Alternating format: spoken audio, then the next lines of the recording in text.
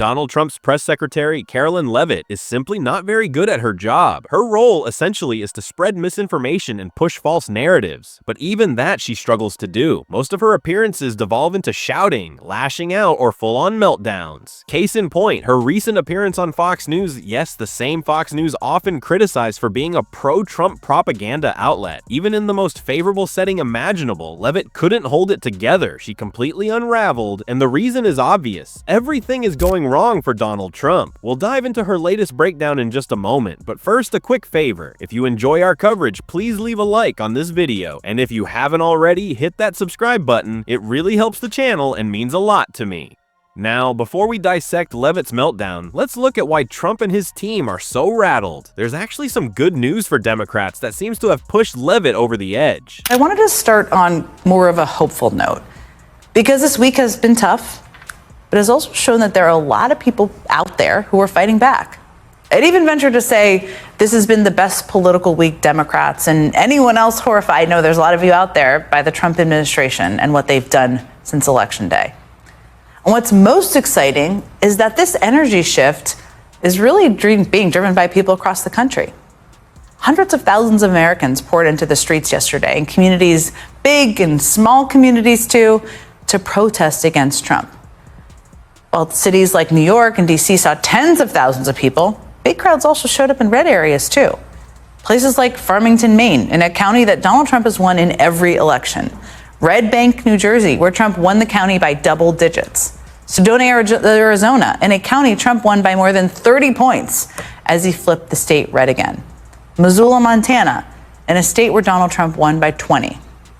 So red states, blue states, swing states, people everywhere are making their voices heard. We witnessed incredible scenes across the country during the hands-off protests. Absolutely inspiring. I've seen so many of your comments about attending, and if you were at one, please let me know. It honestly makes me so proud to see our community out there, showing up, speaking out, and standing strong. There's something powerful about recognizing our collective agency, seeing the sheer number of us, realizing that we are the majority, and knowing that we are angry and ready to fight back. And that majority, it's growing every single day, especially as Donald Trump continues to lose support, even from within his own base. Why? Because he's doubling down on what may be the dumbest trade war in modern history, a move that's actively wrecking the economy. And that brings us to Carolyn Leavitt and her meltdown on Fox. But before we roll that clip, I've got to share something hilarious with you. There's a parody page of Carolyn Leavitt on Instagram that mocks how she might deliver a press briefing. The liberal media is calling it Black Monday. Black Monday, I thought DEI was over and we're no longer labeling things, and call me crazy, but I thought that the liberal media preferred the term African American. So President Trump is going to lead us into a new age, and you can't get to a new age without breaking a few eggs. How do you expect to get a Western omelet made or an egg McMuffin if you don't break a few eggshells? And that's exactly what President Trump is doing for the American people. Can you talk about the world markets crashing overnight? Thank you for asking that, Washington Post. Absolutely. The world markets are falling this morning, that we woke up to that. But we knew that was coming because historically the world has ripped us off because of Joe Biden and Barack Hussein Obama, and also Hillary Clinton's emails to Benghazi. They detailed all of this. This was their plan the whole time. And frankly, it's insulting that you people are trying to pin this on President Trump when all he's doing is leading us into a new economic age of prosperity and wealth. And where is Caitlyn? Is she skipping work? She's in Paris for her birthday. Oh, it's her birthday? There's nothing to celebrate there. Does the president have a statement on the record number of protesters that were out this weekend? Peter, thanks.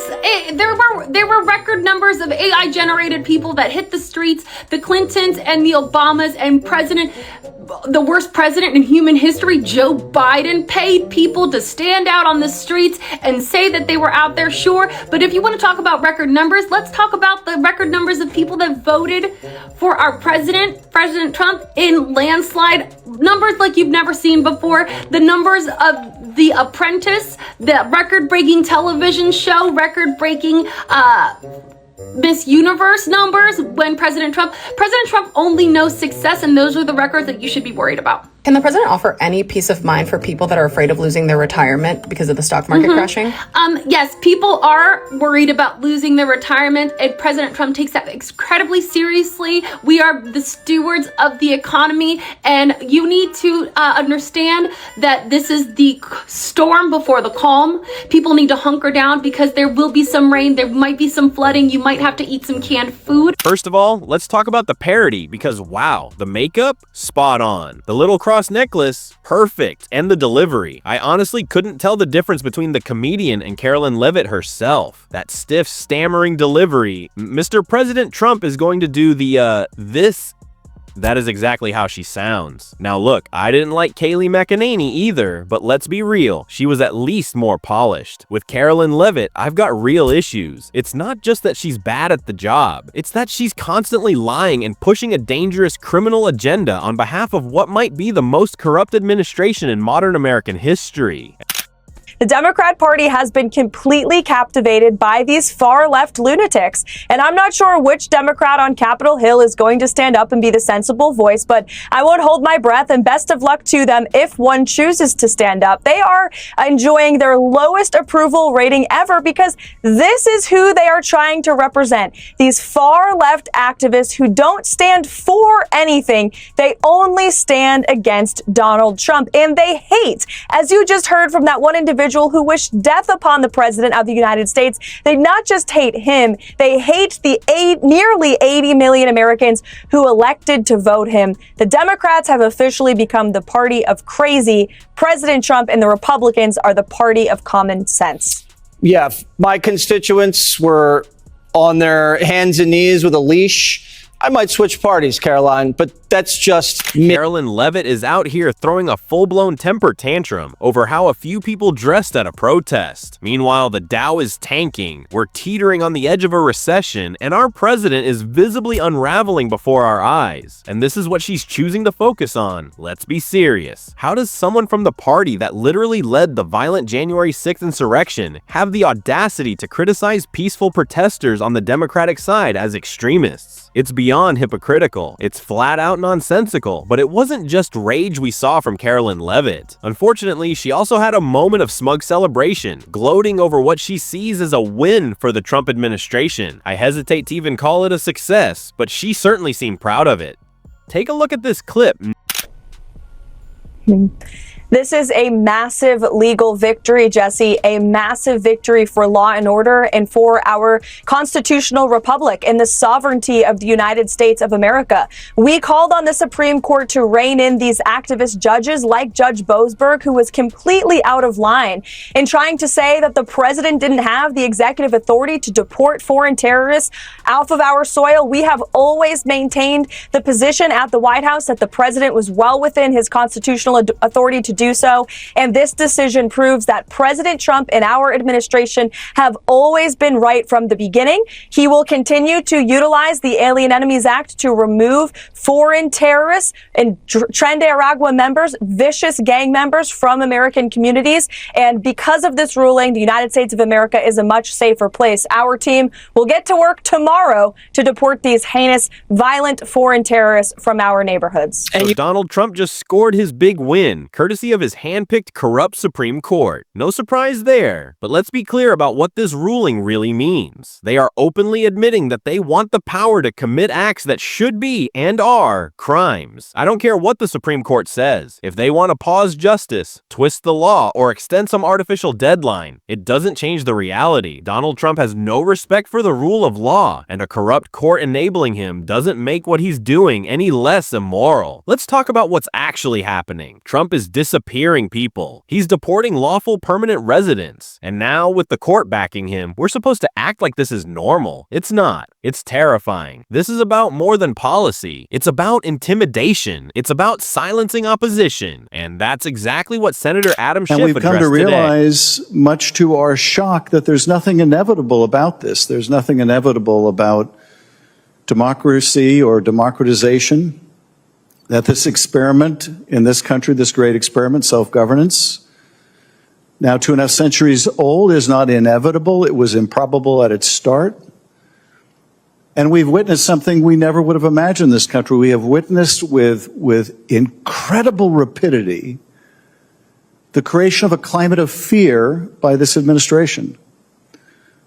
We see universities afraid to speak out, to defend their own students, to defend their own academic freedom. You see universities rushing to make deals with the administration. You see universities cowed into silence, not stepping up to defend other universities. You see members of the press excluded from public events because they don't use the administration's favored parlance. And you don't see other members of the press in solidarity with them. You see law firms rush to cut separate deals. You see lawyers purged from the Department of Justice. You see FBI agents purged from the Bureau. You see scientists purged from their agencies. A wholesale effort to weed out and drive out anyone of independent thinking, anyone who will stand up and defend the rule of law or science or the freedom of thought or expression, right down to ordinary citizens who are now afraid. If the government of the United States can pluck a man off the street and send him to a prison in El Salvador without any kind of due process or any process whatsoever, then no one is safe. And if the government's response to that is to discipline a lawyer who dares to speak the truth to a court,